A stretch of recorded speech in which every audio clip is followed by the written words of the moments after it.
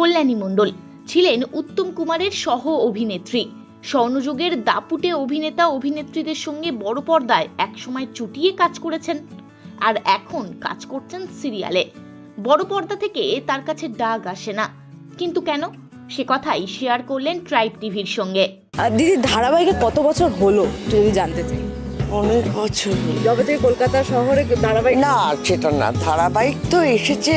আমি তো প্রথম ছবির কাজ করি, একদমই ছবির পরে তারপর টিভিতে দূরদর্শনের কাজ হতো। তখন দূরদর্শনের থেকে সিরিয়াল, সেই সিরিয়াল থেকে সেই যে চালু হয়েছে, তো চালুই হয়েছে একদম, আর থামছে না। সেরকম ভালো ভালো চরিত্র যদি কেউ ডাকে নিশ্চয়ই করব। তো যেহেতু আমরা সিরিয়াল করি না, তাই জন্য পরিচালক প্রযোজকদের ধারণা হয়ে গেছে এরা সিরিয়াল থেকে বেরিয়ে আসতে পারবে না।